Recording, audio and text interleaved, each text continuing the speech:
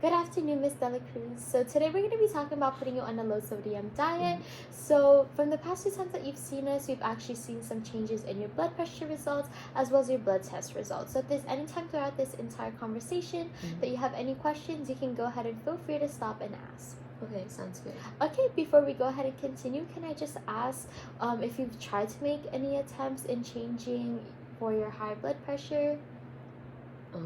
To be honest with you, lately I've been ordering takeout on a daily basis. Okay, and what do you typically order when you take out? Well, I usually take out like Filipino fast food chains, Mhm. which is like Jollibee or like Pampanga Kitchen. Okay. I usually ask for like extra salt or like extra sauces on the side. Basically, like adding any toppings available for the food that I've ordered, Okay. since my food kind of tastes bland without it. So Okay, and is this your typical day-to-day diet? yeah, pretty much. Okay, and can I just ask, like, how much do you know about how sodium affects our health, or even if you know what a low sodium diet entails and its Mm. benefits? Well, all I know is that like if you take too much sodium, it's like bad for your health.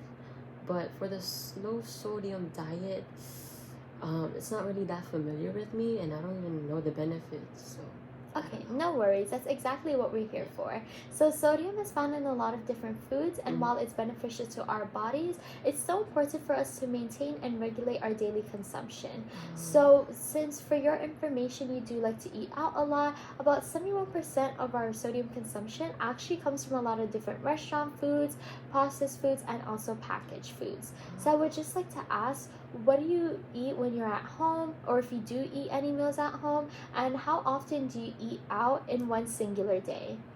Um, every single day lately, as I told you before, I do eat out. So every single meal in a day, I eat takeout food. But since convenience is a big factor for me, and trying to pack my own food.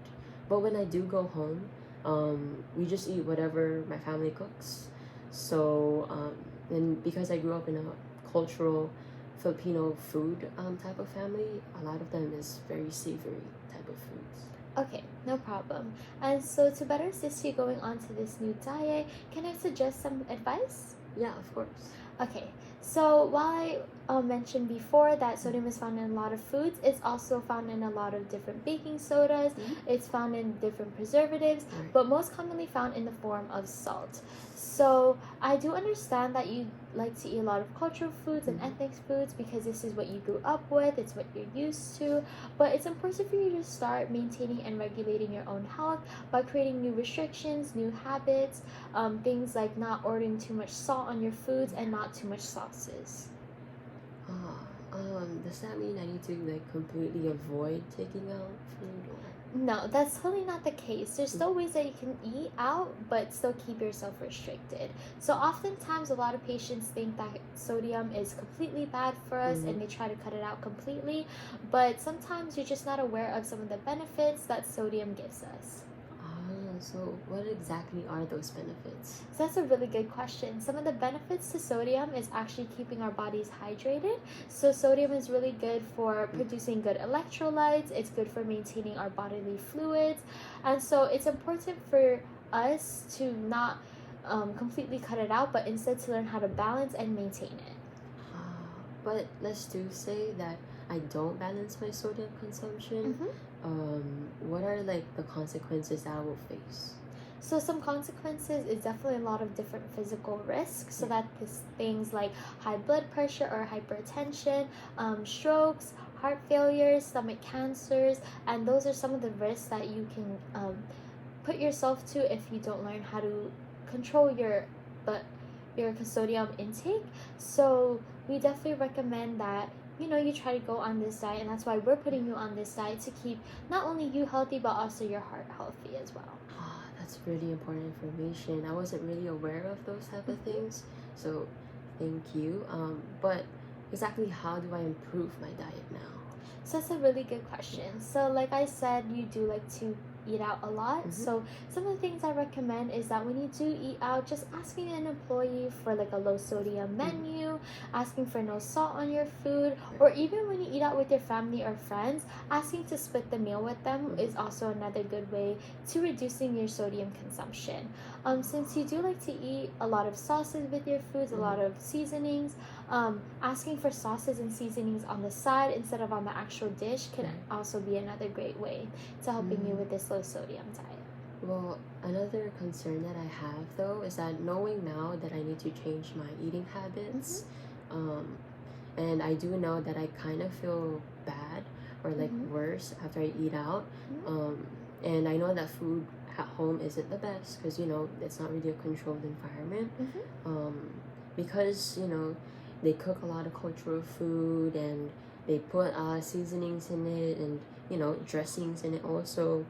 It's kind of like an equivalent as to me eating out, and since they have no restrictions, basically I just often eat whatever they want to eat. So what should I do about it?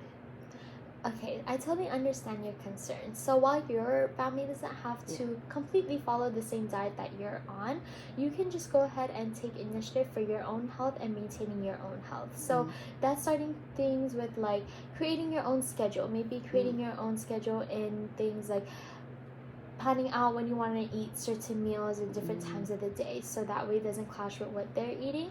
Or another thing that you can try since you're just starting out is trying to get them to reduce the amount of mixtures, seasonings, sauces that they're using on different dishes. Or even when you go out to grocery shop, looking at what dish you guys want to cook, but finding alternative ingredients for it. So things like maybe if you want to get soy sauce for fried rice, looking at a soy sauce that is labeled with reduced, low, or no sodium can be a really good way to helping you with this new diet, because that way you're not only keeping yourself healthy but your family healthy as well, and you're able to eat the same dishes as them but using alternative ingredients instead.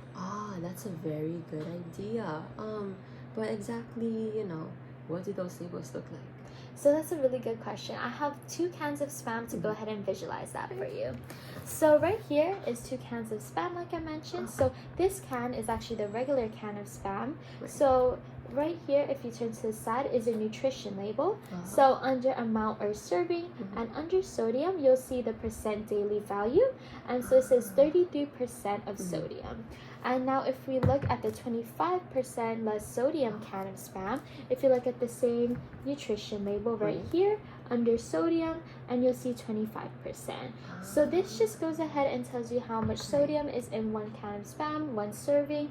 And for your information, anything between 5 to 20% is an adequate amount of sodium per serving for that food item. So do you feel like now you understand what a low sodium diet entails and how to look for it when you're looking for ingredients? Yes, definitely. Okay, so before we go ahead and wrap up, can you just tell me which can of Spam is a more healthy option with less sodium? The one that's labeled as sodium. Okay, perfect.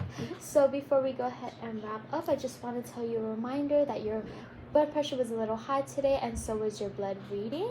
So this is a really good step in improving your health, and we're really proud of you for taking on this journey.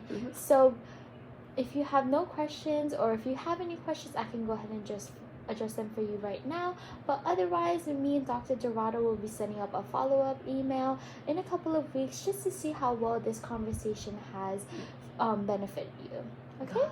So, do you have any questions? No, not so far right now. Okay, perfect. Thank you so much for your time. Got it. Thank you. Thank you.